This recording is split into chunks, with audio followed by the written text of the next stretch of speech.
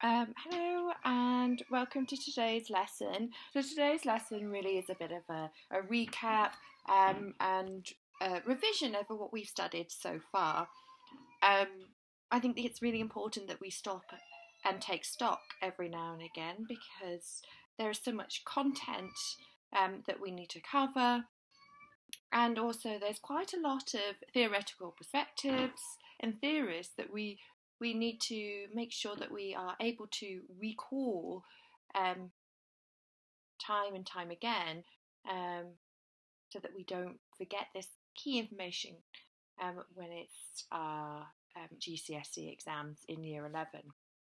So rather than leaving all the revision to the end of the course in year 11, I think that every fifth lesson, four or fifth lesson, we take a moment to reflect on the work that we've done, and we create some revision resources to help us with our revision. So revision comes in two parts. So helping us prepare for our GCS exams comes in two halves, really. And I'm sure a lot of your other subjects would have said something similar. So there's one half of the exam is really knowing the content well, knowing the subject matter well, knowing the key authors, knowing the key theoretical perspectives, knowing the key concepts and the debates around each of the topics that we discuss, and knowing when to bring up that content in order to address the exam question. And the other half of doing well in your GCSE exams is exam technique. So knowing what the question, what structure you need in order to answer the question, such as PES, point, explanation, and sociological perspective, or point and explanation, or being able to analyse a graph, for example. However, for today's session and for our lesson today, we're really focusing on the revision of the core content of some of the family units that we've covered so far. So we've just covered our sixth lesson on the family unit, and so now's an appropriate time to reflect on some of the content that we've covered. So I expect at the end of this lesson that you would have gone through this video at least once, maybe taken some notes, and then gone away and produced maybe 4 or maybe 5 revision tools. So that might come in 4 or 5 flashcards. Sorry, scratch that. So not 4 or 5 revision tools, 4 or 5. So one revision approach. That's obviously dependent on, some of you prefer flashcards, some of you prefer doing spider diagrams, some of you prefer creating posters. It's up to you what type of revision tool that you create, but you must be able to show some of the key information that we've covered so far. And that's what I do expect you to have gone away, to looked at your previous lessons and created one of these revision techniques, if you would like, so i.e. 4 or 5 flashcards, and taken a photo of it and uploaded it to show my homework. Okay, that should take you most of this lesson. So just to recap, what I expect of you is to follow me on this PowerPoint, recapping some of the core information we've covered from our sociology unit, and then to go away and create your own revision tool using your lessons, your previous lessons from your files, that you obviously are keeping everything all together, and then taking a photo of your revision tool that you've created, so your flashcards, your posters, and uploading it to show my homework. Okay, so just to recap, our key concept for this is obviously the family, a group which can be very broadly defined as a group of 2 people or more people linked by birth, marriage, adoption, or cohabitation based on a long-term relationship. Okay, that's a very broad definition, and when we look further into theoretical perspectives, we will see that there are some, like the feminists, who are very critical of this concept, this key concept and definition of the family, and say that it's very narrow. Even when we think about the works of Rapport and Rapport, they would say that this is quite a narrow definition. Perhaps you might want to reflect on the other key concepts which we looked at during the start of this unit of household and kinship, which are also quite similar concepts to that of the family. Okay, we have addressed so far that there is different family types.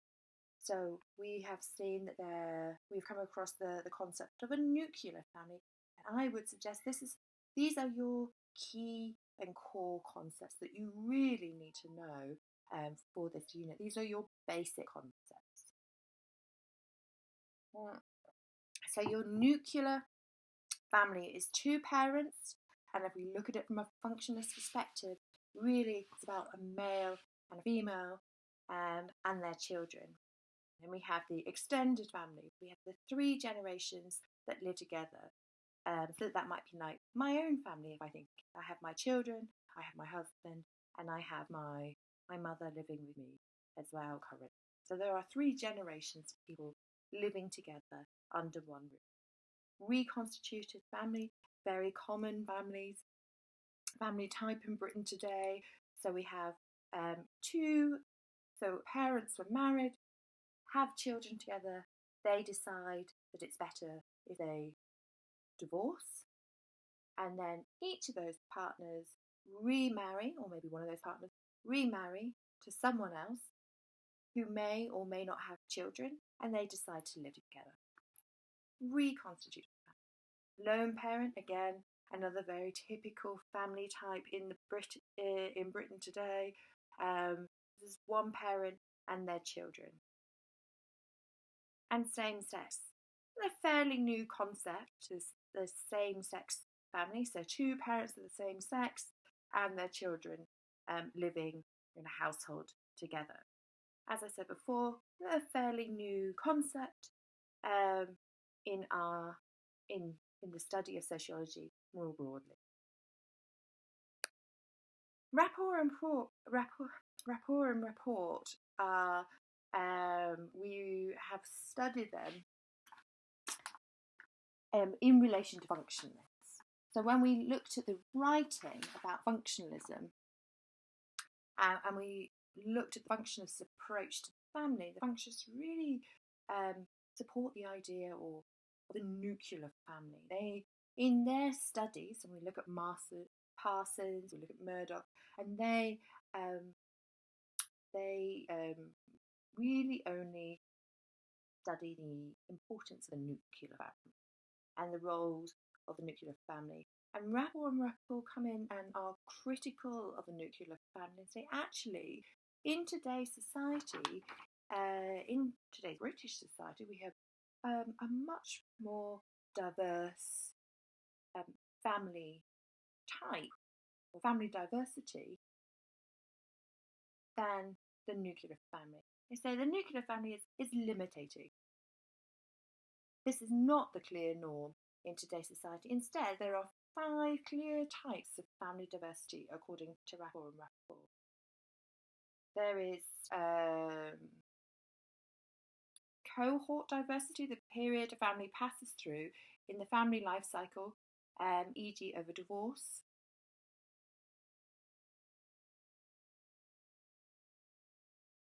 Organisational. This refers to the way a family might organise itself in terms of the roles people perform. So that can be traditional male-dominated families. So perhaps where the man goes to work and the woman stays at home and looks after the children and looks after the house care.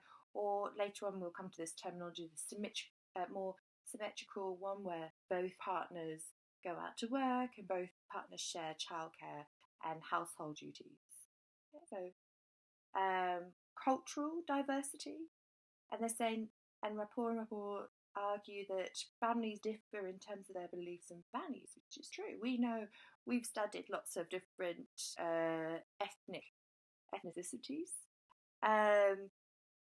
In our previous lesson, we looked at traditional perspectives on the Asian family, where we might have many people living in the same, under the same household, and sharing more traditional ways of bringing up children and working. And we also have studied Afro-Caribbean family forms, and that women will often be the main breadwinner or the main worker within their family. So there is family diversity in our kind of our beliefs and our culture and our values as well. Social class. Much writing about the family assumes that family life is often a middle class family. So the nuclear family is often assumed to be a middle class unit. But this rapport argues overshadows other classes. So, for example, the working class family households, and they have a very different. Well, they have perhaps they might have a different way of operating, particularly depending on the availability of things like good housing and leisure opportunities. And this can have an impact on the way that families work together. For example, perhaps there's money problems, and they might have another family member live in with them, or perhaps both partners have to go out to work, and therefore they bring in that family might bring in an aunt or a grandmother to come and live with them to help with childcare because money is tight, for example. And life course. So rapport, we've studied this as well. We've looked at how that there are different types of families over your life course. So whereas maybe you might find that you're currently in a nuclear family, the likelihood is that at some point you will leave that family and you will live in a different type of family. And that might be that you decide to cohabit with a partner without being married and without having children. You might decide to live with friends, and you consider that a different type of family. Perhaps maybe later on in your life, you decide to divorce your partner and remarry someone else who has children, and so you have a reconstituted family, for example. So rapport and rapport give an argument to oppose the nuclear family. They say that the nuclear family is too simplistic to describe the British family type. And actually, in Britain today, there's lots of different ways that the family is organised. And there's a number of ways in which family life is diverse today.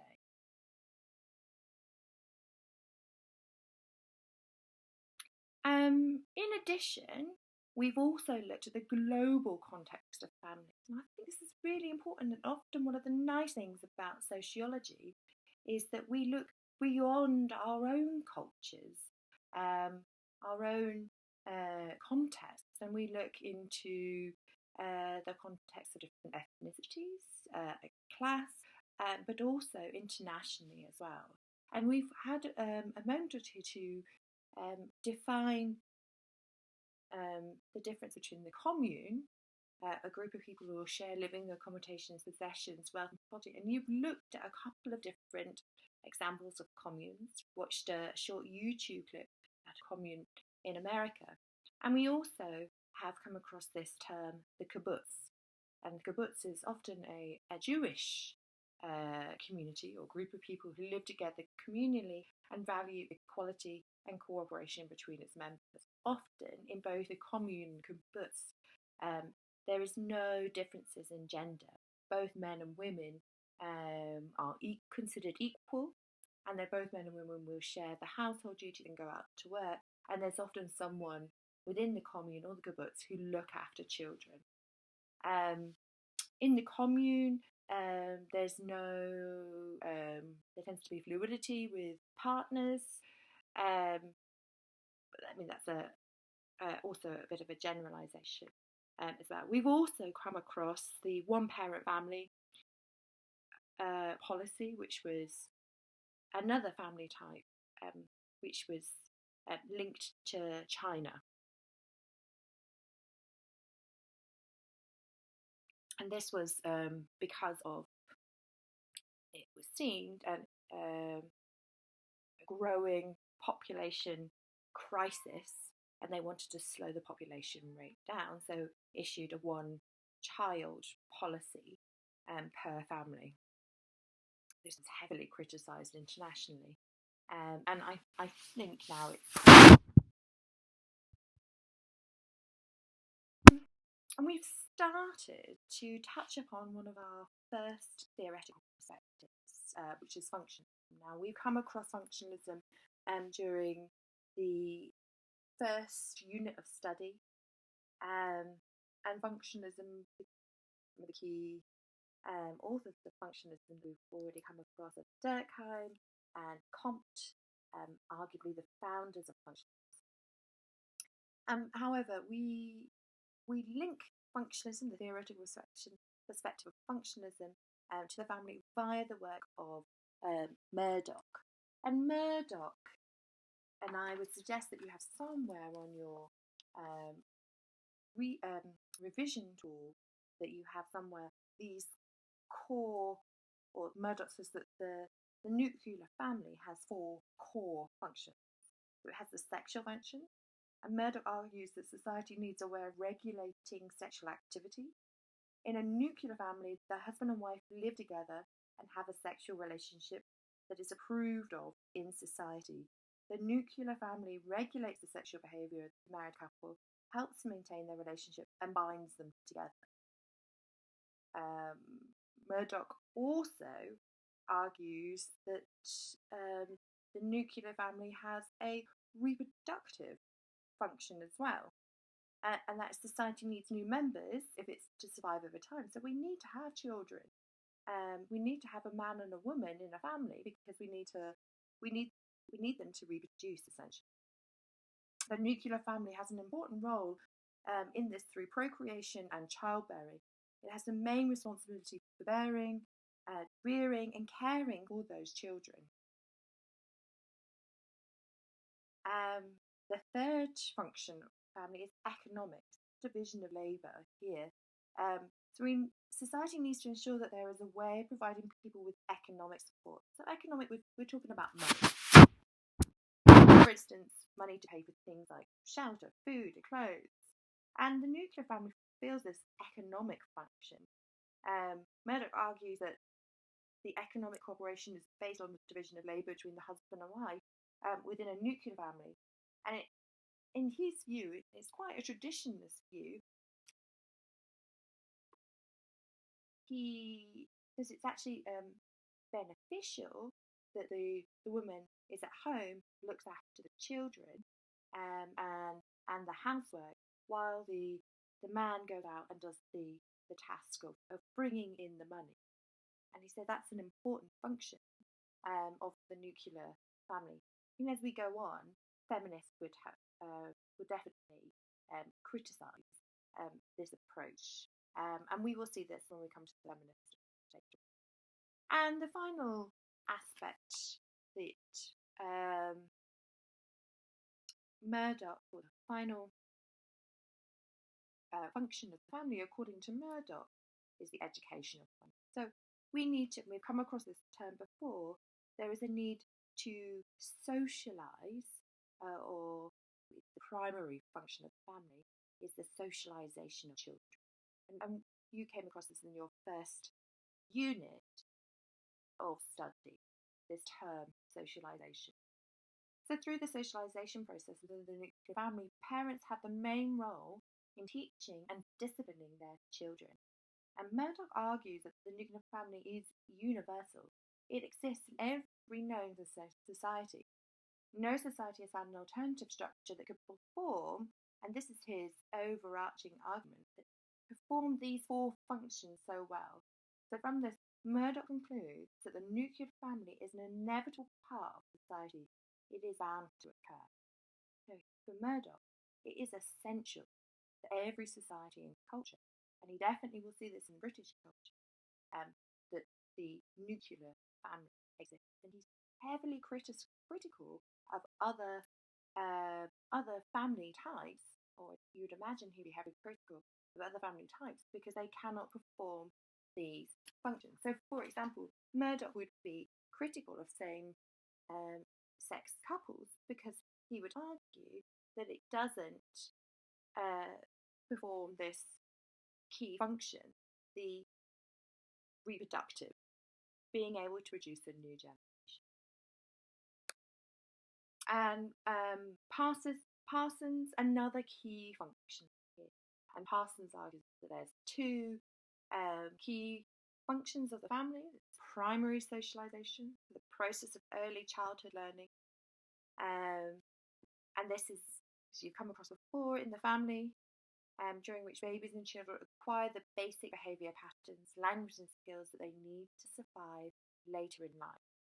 And he also argues that there's secondary socialisation. So through this process, which begins during childhood and continues throughout their adult lives, we learn the norms and values of the society within which we live in.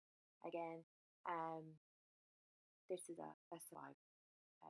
But we will come across Parsons again in the next lesson.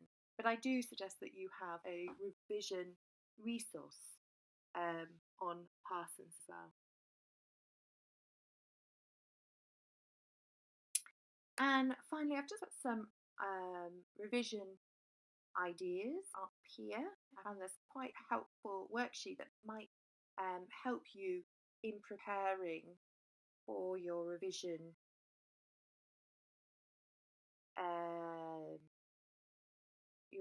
types. So like I suggested